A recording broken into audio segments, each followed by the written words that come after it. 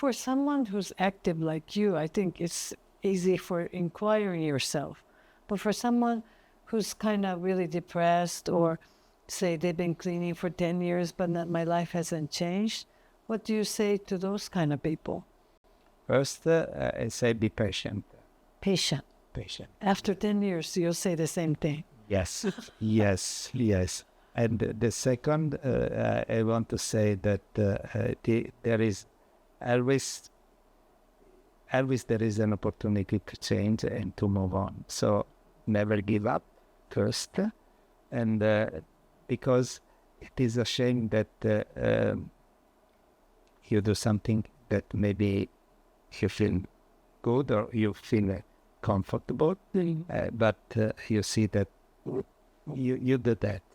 You see, first, it is not always true that life has not changed. Well, Look back and look if you really who you were 10 years ago. But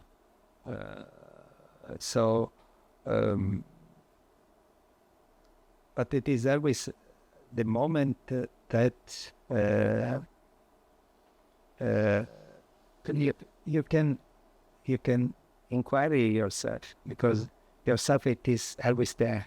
It is always there. So in any healing, spiritual healing process, my opinion is that 50% comes from the practice, the method, and 50% comes from the person. There is no, it is not, we don't have to blame Ho'oponopono if we are not changed. No. yes. It is at least 50-50. So taking responsibility of life doesn't mean to do Ho'oponopono. That's not true. It is not like that. It is really taking responsibility of life. And I see always during my interaction with Ho'oponopono student that sometimes we use Ho'oponopono to escape life. That's not the Ho'oponopono purpose. We don't want to escape our life. We want to stay within ourselves. And again, Ho'oponopono, it is the means to go inside ourselves. So take your responsibility, I would say, real responsibility of life, but watch into yourself, watch back and see what you have done, what you have not done, what you have repeated in your life, for example. And so anyway, life, it is always something that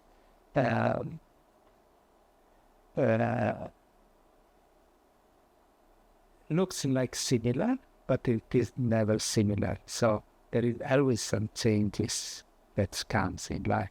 We have only to acknowledge and so we give honor of what we have changed, and in this way we can activate a virtuous cycle in our life. So that's what I can say. Thank you. We don't have the solution. There is not one solution. I say that the real solution is we have to find ourselves. We can trust some way in the process, and I trust in the process, or in the process. But this trust, has to be the mirror of what is the trust into myself. And so I have to trust in myself. I believe that many of the issues that we experience in our life is because we do not trust in ourselves. We do not trust in our insight. We do not trust in our feelings. trust doesn't mean that we have to follow, but we have to acknowledge. And for example, if I meet a person and I have a feeling, maybe my guts get a reaction, I should listen. My guts should listen. Of course, I will continue to meet the person, but being aware of that, I will change how I will relate with that person. So this is to have always a look inside of ourselves. And this is Ho'oponopono. When we apply any cleaning tool, what do we do really? We should put the attention to ourselves, to our subconscious. We say that any cleaning tool activated the Ho'oponopono process. It's okay. But where is activated the Ho'oponopono process? It is activated outside or inside ourselves. Think about that. It is not activated on the looser water, for example. It is the looser water that activates our inner process. So change always the direction of the attention. Instead of having the attention outside, we always bring the attention inside. That is really what we taught. We also share during the classes, the private session.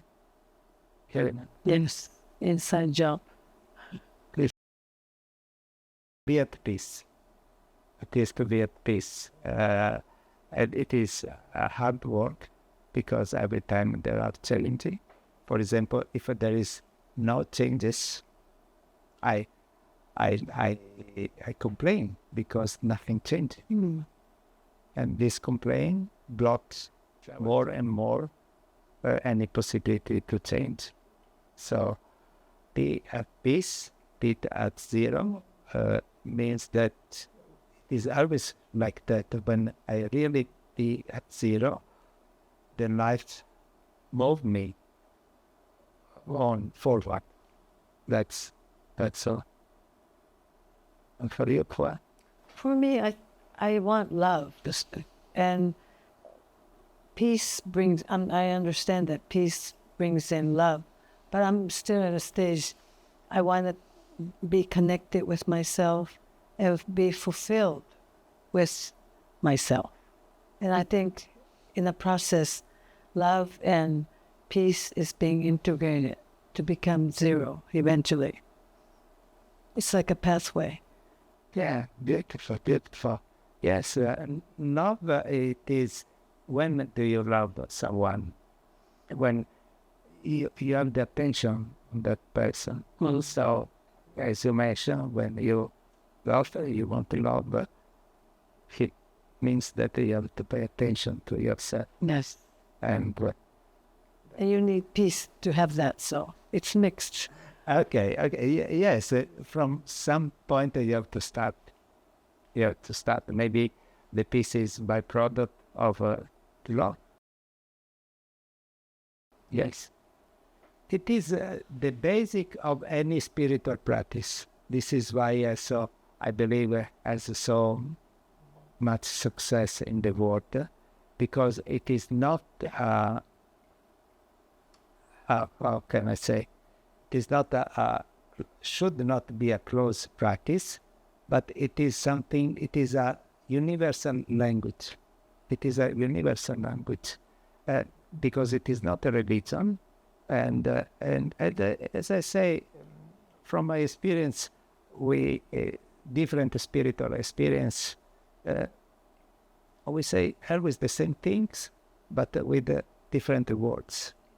And Ho'oponopono, it is clear about that it is, for me, it is in the Ho'oponopono there is the root of each and every spiritual practice, and there is the root also for religions. I talk with some autistic practitioner, and if we are open, we say the same things. For example, if I take a sword in my hand, okay, could be a way to know myself, and it is like that. All the martial art imply that you have to know yourself first, because the worst enemy, who is the worst Yourself. yourself. So really, Ho'oponopono simplified any spiritual practice. Means that you don't have to give up your spiritual practice, but through Ho'oponopono, for me, my experience is being able to go more deeply in each and every spiritual practice, because that is the basic. There are the roots of everything. I love the Ho'oponopono because you can be your own guru, and you don't have to have any ritual. You can do it anytime, and it's free. And it's very simple. And also, the benefit is you're loving yourself. As a result, everything manifests. So it's like win, win, win, win. Yeah. You said something right, that there are no ritual, and Ho'oponopono should be like that. It should not be a ritualistic. Yes. Yes, and so there are no outside guru, but teach to be your guru. So Yes. to know yourself. That's yes, great, beautiful. And for example, I have a daughter that doesn't talk to me for years. So, and I do Ho'oponopono, and looks like that I don't not have results. Even though I see and watch her that little by little she is moving. But the purpose that I do Ho'oponopono when I'm afraid about her because she is in trouble, the real purpose is to bring peace to me first. That's it is not because if I do Ho'oponopono because of her, really I don't not let her free. And I'm sure that if she doesn't talk to me, it is because she feels strongly connected with me. Badly strongly, or I don't know, lovely strongly, I don't know. But I have, my discipline is I have to let free her. So when sometimes, for example, another example, I had an argument with my girlfriend, and the first was I should do Ho'oponopono. I should do the egg for her and for me. Difficult, okay? And then I realized, but does she really want that? And what is really that needs? That is needs. If I take my responsibility, I should do the egg only for me, and let her free. Otherwise, I do Ho'oponopono with some expectation. So I have an argument with someone. I have to let him or her free. This is why I worked for my peace, not her peace. It is not right to looking for her peace. It is who am I to say she should be at peace? Who am I? I'm nothing and nobody. So the only thing that I can do is doing peace for me. So I did the egg only first. A simple example is the swimmer. When you train a swimmer, you don't have to teach what is the perfect movement, the standard movement. You have to help the person to find his or her more efficient movement that is always different from the standard movement. So the good trainer doesn't teach to the student the standard way, but even in the sports, we are unique. The mantra is we are unique. Like my way to do something must be, not should, but must be different than the way that has another person. Even it is my children, even it is my student, even if, I don't know, they will come to me to have a certification. But for me, that certification, it is valid only if they have find their own way. Otherwise, it is a word that I don't like to say, but otherwise it is manipulation. Teaching is not to manipulate people. Parenting is not manipulating children, or vice versa, because as children can manipulate parents. So, yes, of course. So, we are unique. I think that one of my motto is, you are unique, I'm unique, so we are different, we love differences. I respect you, and I respect myself. And as long as you respect me and I respect you, we are at peace and we are in harmony. That's all. Let's say that your child, you don't need to be that specific, but like my point is, like, when you see your child, they did a big mistake or showing that disrespectful for a certain situation, and then you mentioned that at the moment you got of course not happy about it, but you actually, and then you also say the certain things, but you were actually okay, right? Can you describe again that, like, how your journey, like in that time of your mental journey, like that was very interesting for me. Yes. First, of course, we are human beings, and we have the reaction, and I have an internal reaction.